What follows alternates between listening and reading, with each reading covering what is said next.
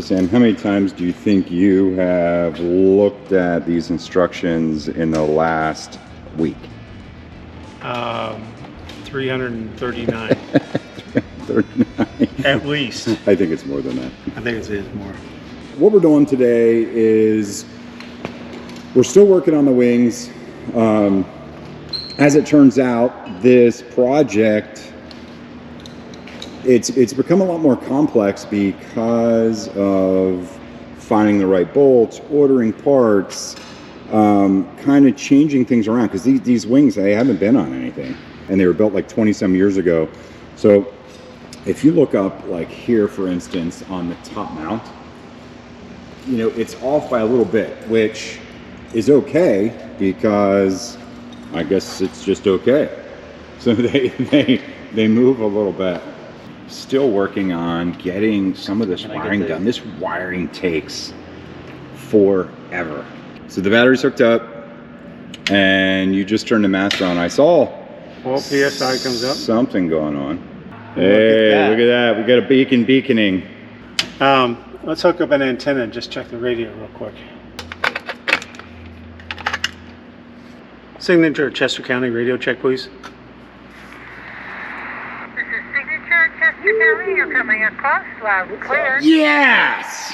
Thank you, ma'am. Thank you, ma'am. That's amazing. That is amazing. I'm wondering if the folks on the other end just heard me scream yes or not. And so hopefully they didn't. They're a little confused. Literally everything here was wired up pretty blindly. Huh? Yeah, right.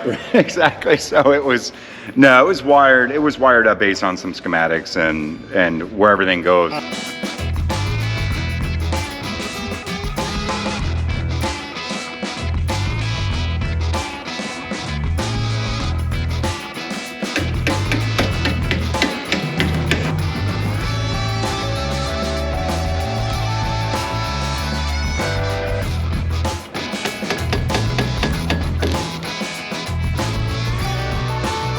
Yeah, these two are close, but I don't know where this hole is. I think this whole beam, that whole strut needs to come out this way. All right, we got like a bullet. I guess it's called, what is it called? A bullet. It's a bolt ground down, looks like a bullet, to kind of just get everything all lined up. You pound it in, works pretty good. Sam had the idea of using the one wing stand retainer. Works really good in the back. So we have things in that hold it in place. Now we need to get the actual clevis and bolt in. And really the only way to do it is to pound it in place. Yes! Oh, but it's backwards. That's supposed to be on the front side. Oh. All we gotta do is get a washer, get a retaining nut on here, and then get the back one in. Nice. All right, after a lot of convincing, we got the last bolt in. So, if you guys ever stop here by chance and around lunch, you're gonna find that we eat a ton of sushi. I think we have sushi like 5 times a week. Oh, and moon pies? Oh, my babe brought me some moon pies. Right. King crab, it's the most expensive roll they have. That's why I figured you'd like it.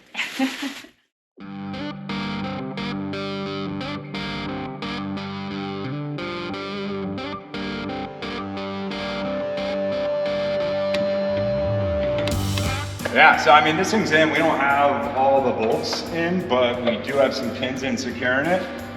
So we can pull the ladder out.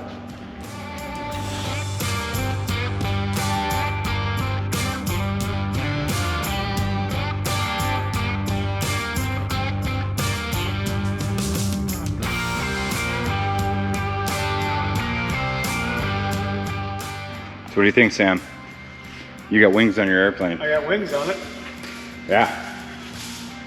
Can't believe I got the wrong eye struts sandblasted and powder coated. Well, hey. You know, but we do have these. Stop, Vinny. Hey, Vinny. We're recording. Yeah. Hey, Vinny! Stop working while Would we're you stop recording. working? We're trying to make movies over here. We're trying to make movies over here, Vinny. You can't hear me over the table scraping the floor. Anyway, yeah, sort of irritating that I got the wrong ones sandblasted and powder coated, but oh well.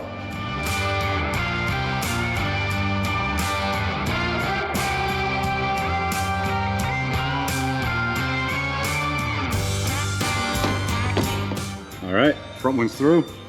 Yeah. All right, well, Dimitri stopped by, and this one went on a ton easier. I think he showed up for the right one. And it definitely helped to have more hands here.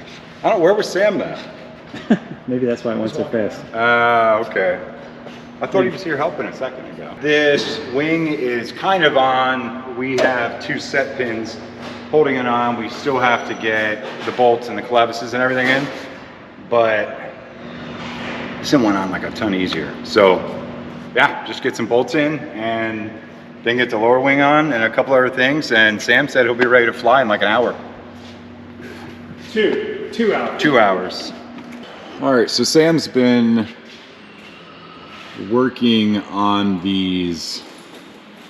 These are the flying wires. I don't know. There's flying wires and there's landing wires. Landing wires. All right, these are the landing wires. The flying wires actually run from up here down to the bottom. One helps you fly by keeping tension when you're in the air. The other ones keep tension while you're on the ground. These things are pretty crazy. Literally like this swedge stainless threaded ends, but when you look at it and you realize that these are the things that hold the airplane up, I mean, it blows my mind. You know the funniest thing? I was laughing so hard, I forgot to start the camera. Hey, engine crew. Mechanical, technical crew. Technical. Now you got that right. Technical. We have all of the engine components set up here on the floor and on the table for Freedom. So Freedom has a carbureted 0360 Lycoming, and these are all of the pretty parts that need to go on and or in it. We got some brand new cylinders, brand new Lycoming, which is like gold right now. Like, you have no idea how expensive these are right now. Luckily, Sam ordered these a long time ago. You know, we have a nice exhaust. I'm a little bit confused about that welding job, but hey, who's judging? If you guys look at this 0360, it is beautiful in here. Is this a fresh rebuild, Sam? Was this? No. How many hours are on this? Do you know how many hours on this? I have to look in the logbooks. It looks really good inside. That's why I was wondering. About 600 or 700 hours. Really? But yeah, like the bushings look really good. You know, everything's taped up. They got some fresh paint on it. So Mike and I are really excited to dig in on this today. I love engines. I've built like hundreds of them when I used to race sprint cars.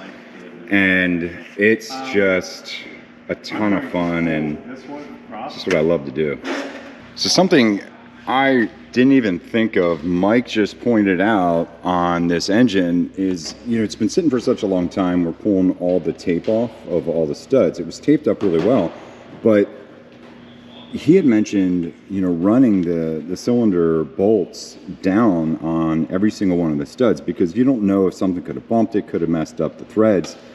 And the last thing we want to do is put the cylinder on and get down to like the last nut, and one of the studs, you know, is chafed or has a flat spot and needs chased.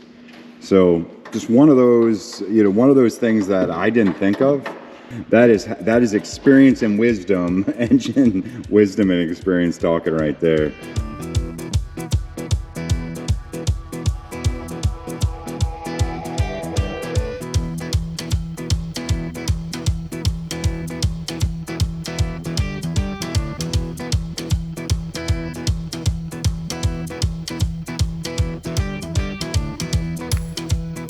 All right, guys, so we have all of the retaining nuts all cleaned up. The threads are in perfect shape now. The threads on the studs are perfect. So now all we have to do is get the pistons in the cylinders and get the cylinders on that engine.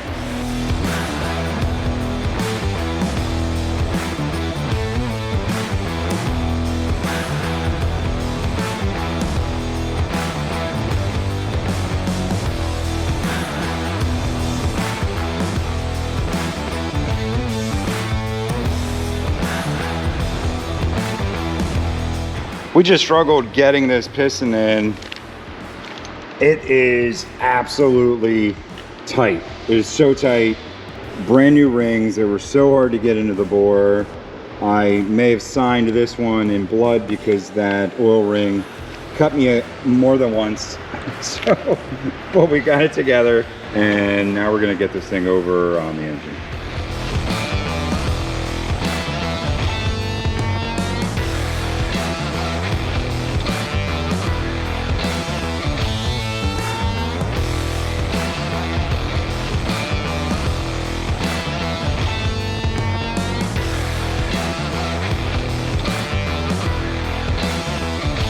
We got the first cylinder on.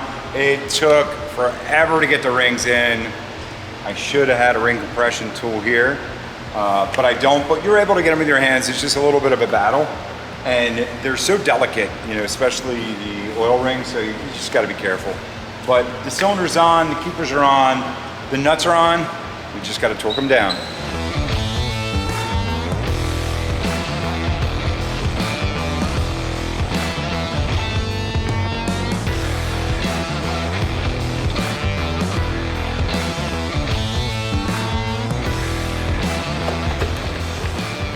It's on. Yes.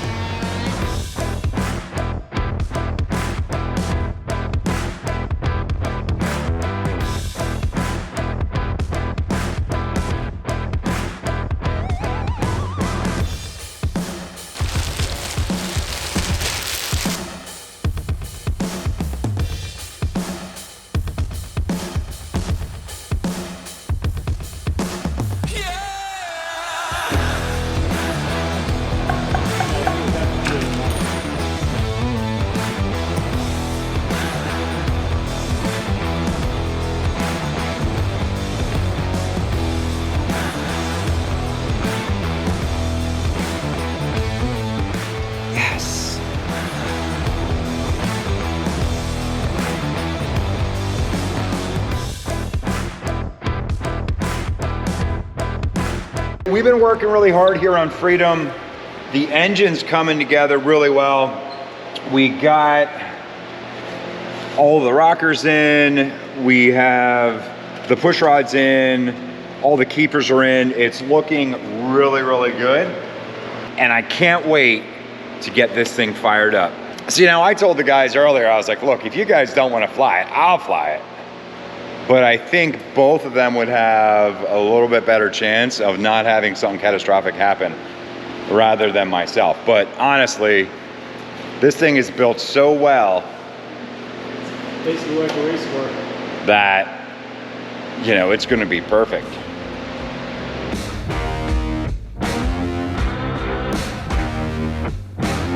So we ended up pulling a few of the rockers out and a few of the push rods out because we couldn't get enough, at least the 30 thousandths clearance that this needs, back on this valve. So we were actually able to mix and match the push rods, reinstall everything, and one of them had a little bit extra clearance, so we swapped that over here.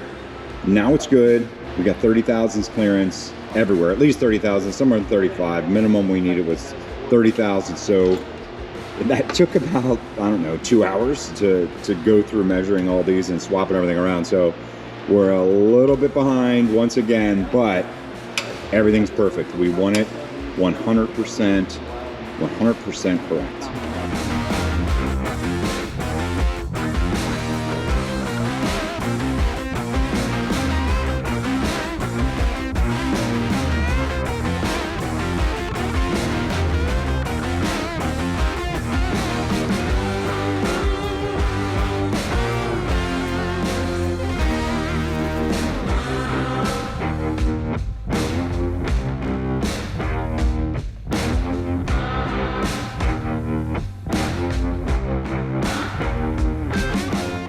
this engine is really starting to take shape.